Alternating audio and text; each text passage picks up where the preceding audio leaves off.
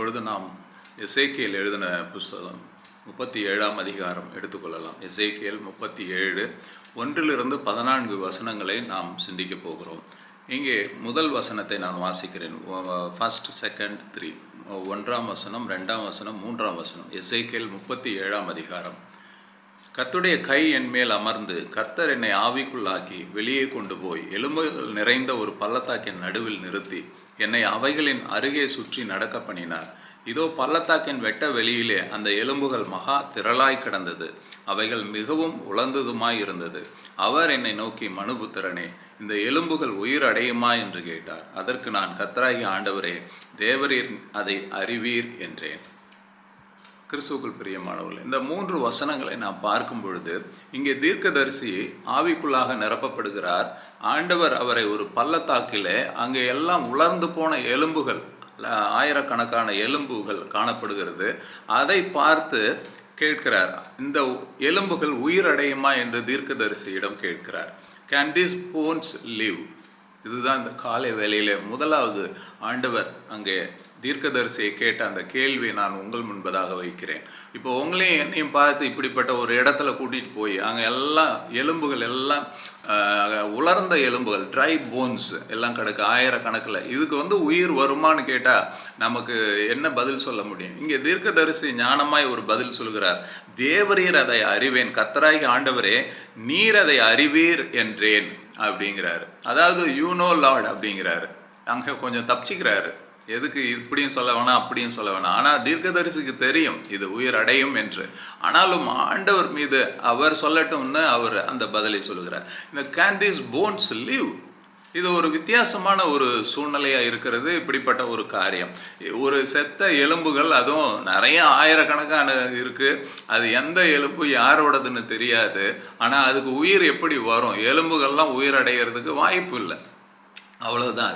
அது டெஸ்ட்ராய் ஆகிடும் அது. ஆனால் இங்கே ஆண்டவர் தீர்க்கதரிசியிடம் அந்த கேள்வியை வைக்கிறார். Can this bones live? அடுத்தது நம்ம பார்க்கிறோம் 4ஆம் வசனம், 5ஆம் வசனம், 7ஆம் வசனத்தை நான் வாசிக்கிறேன். அப்பொழுது அவர், நீ இந்த எலும்புகளை குறித்து தீர்க்க தரிசனம் உரைத்து அவைகளை பார்த்து சொல்ல வேண்டியது என்னவென்றால், உலர்ந்த எலும்புகளே, கர்த்தருடைய வார்த்தையை கேளுங்கள். கர்த்தராகிய ஆண்டவர் இந்த எலும்புகளை நோக்கி, இதோ நான் உங்களுக்குள் ஆவியை பிரவேசிக்க பண்ணுவேன், அப்பொழுது உயிரடைவீர்கள். 7ஆம் வசனம், எனக்கு கட்டளையிட்டபடியே நான் தீர்க்க தரிசனம் உரைத்தேன். நான் தீர்க்க தரிசனம் உரைக்கையில் ஒரு இரைச்சல் உண்டாயிற்று. இதோ அசைவுண்டாகி ஒவ்வொரு எலும்பும் தன் தன் எலும்போடே சேர்ந்து கொண்டது. ஹல்லேலூயா. இங்க பாருங்க, அடுத்தது ஆண்டவர் என்ன பண்ற? முதல்ல என்ன கேட்கிறாரு? அந்த பள்ளத்தாக்குக்கு கூட்டு போய் அங்க ஆயிரக்கணக்கான எலும்புகள், உலர்ந்த எலும்புகள் பார்த்துட்டு தீர்க்கதரிசிக்கு, இதுக்கு உயிர் வருமா? கேன் திஸ் போன்ஸ் லிவ் அப்படிங்கிறாரு.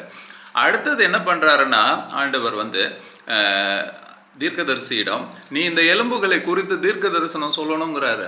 எல்லாம் காஞ்சி போன எலும்பு, அதுக்கு ஒன்றுமே தெரியாது, அதுக்கு கேட்காது, ஒன்றுமே இல்லை. அது உங்களுக்கு நல்லா தெரியும்.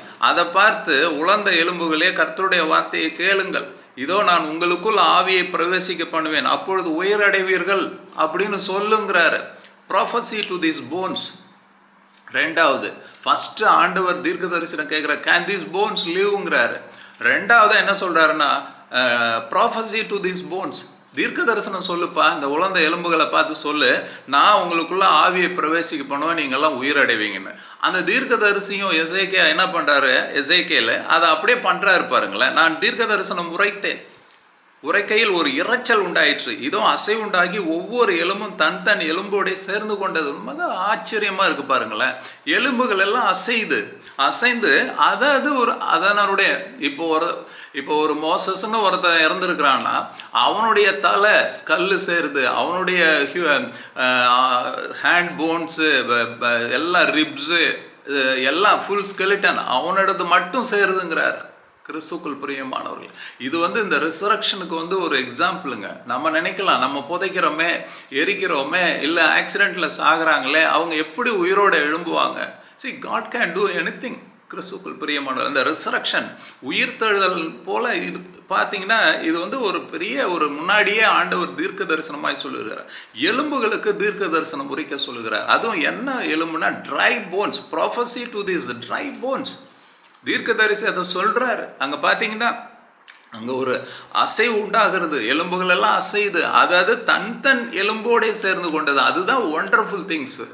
எலும்புகள் உயிர் பெறதே ஆச்சரியம். அதில் அவன் அந்த பர்டிகுலர் பர்சனுடைய எலும்புகள் ஸ்கல்லிருந்து காலில் இருக்கிற எலும்பு வரைக்கும் ஒன்றா சேர்ந்து அவன் ஒரு உருவமாக மாறுகிறான். பிரியமானவர்களே, அடுத்தது 3ஆவதாக 9ஆம் வசனம் 10ஆம் வசனத்தை நான் வாசிக்கிறேன். அப்பொழுது அவர் என்னை பார்த்து, நீ ஆவியை நோக்கி தரிசனம் உரை, மனுபுத்திரனே, நீ தீர்க்க தரிசனம் உரைத்து ஆவியை நோக்கி, கர்த்தராகி ஆண்டவர் உரைக்கிறது என்னவென்றால், ஆவியே, நீ காற்று திசை 4 வந்து கொலையுண்ட இவர்கள் உயிரடையும்படிக்கு இவர்கள் மேல் ஊது என்கிறார் என்று சொல் என்றார். எனக்கு கற்பிக்கப்பட்டபடி நான் தீர்க்க தரிசனம் உரைத்தேன். அப்பொழுது ஆவி அவர்களுக்குள் பிரவேசிக்க அவர்கள் உயிரடைந்து காலொன்றி மகா பெரிய சேனையாய் நின்றார்கள். பாருங்க, எவ்வளோ பெரிய அற்புதம், ஒரு பெரிய ஆச்சரியமான விஷயம் இது. இது நடக்க முடியாத ஒரு காரியம். முதலாவது அவர் சொல்றாரு, இந்த எலும்புகள் உயிர் அடையுமா என்கிறார். 2வது சொல்றாரு, நீ இந்த எலும்புகளுக்கு தீர்க்க தரிசனம் உரைன்றாரு. 3வது என்ன சொல்றாருன்னா, ப்ராஃபசி டு த ஸ்பிரிட், ஆவிகளுக்கு தீர்க்க தரிசனம் சொல்லு. ஏன்னா எலும்புகள் ஒன்றா சேர்ந்துருச்சு, ஒரு உருவம் வந்துருச்சு, ஆனால் அதுக்கு ஜீவன் வேண்டும். அப்போனா ஆவி அந்த ஜீவன் அந்த எலும்புகளுக்குள்ள அந்த உருவத்துக்குள்ள போகணும். அப்போ இவர் என்ன சொல்றாருன்னா, ஆண்டவர் என்ன சொல்றாரு தீர்க்கதரிசிக்கு, நீ ஆவியை நோக்கி தீர்க்க தரிசனம் முறை என்ன சொல்றாரு, ஆவியே, நீ காட்டு திசை 4 வந்து கொலையுண்ட இவர்கள் உயிரடையும்படிக்கு இவர்கள் மேல் ஊது என்கிறார். இவர் அப்படியே சொல்றாரு, எனக்கு கற்பித்தபடியே நான் தீர்க்க தரிசனம் உரைத்தேன். அப்பொழுது ஆவி அவர்களுக்குள் பிரவேசிக்க அவர்கள் உயிரடைந்து காலூன்றி மகா பெரிய சேனையாய் நின்றார்கள். கிறிஸ்துவுக்குள் பிரியமானவர்களே, இந்த 3 காரியங்களை நான் தியானித்த பொழுது ஆவியானவர் எனக்கு சொன்ன காரியங்கள், can this bones live, can this bones live. கற்பம், உன்னுடைய செத்துப்போன கற்பம் உயிர் அடையுமா? தோல்வியான உன் வாழ்க்கையில் வெற்றி வருமா? உன் கடன் பிரச்சனை மாறுமா? இப்படி போடுங்க, கொஸ்டினை போடுங்க. யாரும் சும்மா இருக்காதீங்க. ஆவியானவர் இந்த காலை வேளையிலே உங்களுக்கும் எனக்கும் இந்த கேள்வியை வைக்கிறார். ஆண்டவர் இதுதான் நமக்கு முன்னாடி வைக்கிறார். Can this bones live? நடக்கவே நடக்காது, எனக்கு கிடைக்கவே கிடைக்காது அப்படி நம்ம நினச்சிக்கிட்டு இருக்கலாம். அதை தான் கேட்குறாரு. அது நடக்குமா நடக்காதா? ஆண்டவர் உங்களையும் என்னை பார்த்து அதுதான் கேட்குறாரு. இனிமேல் என் வாழ்க்கை முடிஞ்சு போச்சுங்க, இனிமேல் ஒன்றுமே நடக்காது, அதை தான் கேட்குறாரு. இனிமேல் நடக்குமா அப்படின்னு கேட்குறாரு. உன்னுடைய காய்ந்து போன வாழ்க்கை திரும்ப செழிக்குமா? உன்னுடைய வறுமை நீங்குமா? இந்த கேள்வியை நமக்கு ஆண்டவர் நம்மை பார்த்து கேட்கிறார். பிரியமானவர்களே, 2வது என்ன சொல்றாருன்னா, prophesy to the bones, prophesy to your situation, prophesy to your womb, prophesy to your debts, prophesy to your sickness. நோயை பார்த்து பேச சொல்றார், வியாதியை பார்த்து பேச சொல்றார், வறுமையை பார்த்து பேச சொல்றார். இங்க அப்படிதான் சொல்றாரு, எலும்புகளை பார்த்து நீ தீர்க்க தரிசனம் சொல்லு, தீர்க்க தரிசனம் சொல்லுங்கிறார். உங்களுக்கு ஒரு இடம் வேணுமா, தீர்க்க தரிசனம் சொல்லுங்கிறாரு. அந்த இடம் காஞ்சி போயிருக்கா, விளைச்சல் இல்லாமல் இருக்கா, தீர்க்க தரிசனம் சொல்லுங்கிறாரு. உன் வாழ்க்கை காஞ்சி போயிருக்கா, தீர்க்க தரிசனம் சொல்லுங்கிறாரு. உன் வாழ்க்கை செழிக்கும்னு சொல்றாரு. பிரியமானவர்களே, உன் வியாதி நீங்கும்னு சொல்லுங்கிறாரு. உன் கடன் பிரச்சனை நீங்கும்னு சொல்றாரு. உன் மகன் வாழ்க்கை செழிக்கும்னு சொல்லுங்கிறாரு. Prophesy to the dry bones. இது பார்க்கறதுக்கு பைத்தியக்காரத்தனமாக இருக்கும். உலகம் பார்த்ததுன்னா பைத்தியக்காரத்தனமா நினைக்கும், என்னப்பா இது நடக்கவே நடக்காதுப்பா, இனிமே எப்படிப்பா நடக்கும், முடியவே முடியாதுப்பா.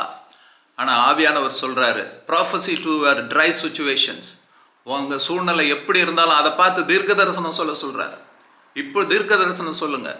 உங்கள் குழந்தைய பார்த்து தீர்க்க தரிசனம் சொல்லுங்க. You speak to your situations, prophecy to the try situations. பிரியமானவர்களே, 3ஆவதாக சொல்லுகிறார், ப்ராஃபசி டு த ஸ்பிரிட். செழிப்பை பார்த்து சொல்லுங்க. என் வறுமை நீங்கும்படி செழிப்பை நான் இயேசுவின் நாமத்திலே நான் கட்டளையிடுகிறேன். என் பிள்ளைகளுடைய வாழ்க்கை செழிக்கும்படி, என் பிள்ளைகளுடைய வாழ்க்கையை ஆசீர்வதிக்கும்படி, அவங்க வாழ்க்கையில காணப்படுகிற சாபம் நீங்கும்படி நான் செபிக்கிறேன். செழிப்பு கொண்டு வருகிறேன், ஆசீர்வாதத்தை நான் கொண்டு வருகிறேன், என் சபையில கொண்டு வருகிறேன், என் குடும்பத்தில் கொண்டு வருகிறேன். I speak healing for your people. I speak deliverance for your people. பேசுங்க, தீர்க்க தரிசனம் சொல்லுங்க. இந்த காலை வேளையில தீர்க்க தரிசனம் சொல்லுங்க. இது கொஞ்சம் வித்தியாசமான ஒரு அனுபவமா இருக்கலாம். ரெண்டாவது சொல்றாரு, prophecy to the spirit. ஜீவன் வரணும். வெறும் உங்க சூழ்நிலையை பேசிட்டு தீர்க்க தரிசனம் சொல்றதில்ல. ஆசீர்வாத வார்த்தைகளை நீங்க சொல்லுங்க. என் பிள்ளைகள் ஆசீர்வதித்திருப்பார்கள். இயேசுவின் நாமத்துல நான் ஆசீர்வாதத்தை பேசுகிறேன். அவங்க சூழ்நிலை மாறும்படிக்கு நான் கட்டளை எடுக்கிறேன். கடைசியாக ஆண்டவர் சொல்லுகிறார், 13ஆம் வசனம் 14ஆம் வசனம், என் ஜனங்களே, நான் உங்கள் பிரேத குழிகளை திறந்து உங்களை உங்கள் பிரேத குழிகளிலிருந்து வெளிப்பட பண்ணும் பொழுது நான் கர்த்தர் என்று அறிந்து கொள்வீர்கள். என் ஆவியை உங்களுக்குள் வைப்பேன், நீங்கள் உயிர் அடைவீர்கள். நான் உங்களை உங்கள் தேசத்தில் வைப்பேன், அப்பொழுது நான் கர்த்தர் என்று அறிந்து கொள்வீர்கள். இதை சொன்னேன், இதை செய்வேன் என்று கர்த்தர் உரைக்கிறார் என்று சொல் என்றார். கடைசியாக, I am the Lord. You will know that I am the Lord. Hallelujah. Hallelujah. தீர்க்கதரிசியை ஒரு பள்ளத்தாக்கில் கொண்டு போறாரு. Can these bones liveங்கிறார். Prophecy to the dry bones. Prophecy to the spirit. Lastly he said, I am the Lord. I am the Lord. நான் உங்கள் பிரேத குழிகளை திறப்பேன்னு சொல்றார். இந்த காலை வேளையில உங்கள் கட்டுகளை நான் உடைப்பேன் என்று ஆண்டவர் சொல்லுகிறார். உங்களை நான் என் ஆவியை உங்களுக்குள் வைப்பேன் என்று சொல்லுகிறார். பிரியமானவர்கள், நீங்கள் உயிர் அடைவீர்கள், நீங்கள் சாவதில்லை என்று சொல்லுகிறார். அது எந்த வியாதியாக இருந்தாலும், எந்த சூழ்நிலையாக இருந்தாலும், தேவ சித்தம் இல்லாமல் ஒன்றுமே உங்களை தொட முடியாது, அழிக்க முடியாது. பிரியமானவர்களே, நான் உங்களை உங்கள் தேசத்தில் வைப்பேன், அப்பொழுது நான் கர்த்தர் என்று அறிந்து கொள்வீர்கள். நம்முடைய வாழ்க்கையிலே சில சமயங்களிலே கஷ்டங்களையும் பிரச்சனைகளையும் சூழ்நிலைகளையும் ஆண்டவர் அனுமதிக்கும் பொழுது, நாம் அதிலிருந்து விடுவிக்கப்படும் பொழுது, நம்முடைய உலர்ந்த எலும்புகள் எல்லாம் ஜீவனை பெறும் பொழுது, பிரஜாதி மக்கள் அதை பார்த்து கர்த்தர் மெய்யானவர், கர்த்தரே தேவன், கர்த்தரே தேவன் என்று சொல்லும் அப்படி அவர் செய்ய வல்லவராக இருக்கிறார். கடைசியாக அவர் சொல்லுகிறார், இதை சொன்னேன், இதை செய்வேன் என்று கர்த்தர் உரைக்கிறார் என்று சொல். ஹல்லேலூயா. உங்களுக்கும் எனக்கும் வாக்குத்தத்தமாய் ஆண்டவர் இந்த காலை வேளையிலே சொல்லுகிறார். ஒரு ஜீவனுள்ள வார்த்தையை ஆவியானவர் நமக்கு முன்னாக வைக்கிறார். இதை நான் சொன்னேன், இதை செய்வேன். உன் வாழ்க்கையை நான் கட்டி எழுப்புவேன் என்று நான் சொன்னேன், அதை செய்வேன் என்று சொல்லுகிறார். உன் குடும்பத்தை நான் ஆசீர்வதிப்பேன் என்று நான் சொன்னேன், அதை செய்வேன் என்று சொல்லுகிறார். உன்னுடைய தேவைகள் சந்திக்கப்படும் என்று நான் சொன்னேன், அதை செய்வேன் என்று சொல்லுகிறார். உனக்கு தேவையான எல்லா காரியங்களையும் நான் வாய்க்க பண்ணுவேன் என்று நான் சொன்னேன், அதை செய்வேன் என்று சொல்லுகிறார். பிரியமானவர்களே, அவர் வாக்கு மாறாத தேவனாய் இருக்கிறார். அவர் நேற்றும் என்றும் என்றும் மாறாத தேவனாய் இருக்கிறார். எந்த சூழ்நிலையில் நம்ம இருக்கிறோம், எந்த ஒரு சூழ்நிலை நமக்கு உலர்ந்த எலும்புகளைப் போல நம்ம வாழ்க்கையில் என்ன காணப்பட்டு இருக்கிறது? Prophecy to the bones, prophecy to the spirit, so that you will know that he is the Lord. அவர் தேவன் என்பதை நாம் அறிந்து கொள்ள முடியும். பிரியமானவர்களே, நாம் ஒன்றுக்கும் கவலைப்பட தேவையில்லை, ஒன்றுக்கும் நாம் பயப்பட தேவையில்லை. இந்த காலை வேளையில் ஆண்டவர் சொல்லுகிறார், நான் உங்களை உயிரடைய செய்வேன், என் ஜீவனை என் ஆவியை உங்களுக்குள் வைப்பேன், நீங்கள் உயிர் அடைவீர்கள் என்று சொல்லுகிறார். கால்கள் தொடப்படுவதாக, எல்லா எலும்புகளும் பலன் பெறுவதாக, கட்டுகள் எல்லாம் இயேசுவின் நாமத்திலே உடைக்கப்படுவதாக, தடைகள் எல்லாம் நீங்குவதாக, குடும்பங்களிலே காணப்படுகிற எல்லா கன்ஃபியூஷன்ஸ் இயேசுவின் நாமத்திலே நீங்குவதாக. I speak deliverance for your people, Father. கண்களை மூடி நாம் ஜெபிக்கலாம். அன்புள்ள ஆண்டவரே, இந்த அருமையான காலை வேளைக்காய் ஸ்தோத்திரம்.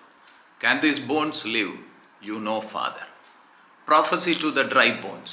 Yes, Lord, we speak life for the dry bones. Prophecy to the spirit. Yes, Lord, we speak life for our children, life for our family, life for our church. I am the Lord. Yes, Father, you are the Lord. You said, Father, you will do it. Thank you for your words. Thank you for your grace. Bless your people, Father. ஒவ்வொருவரையும் ஆசீர்வதிப்பீராக.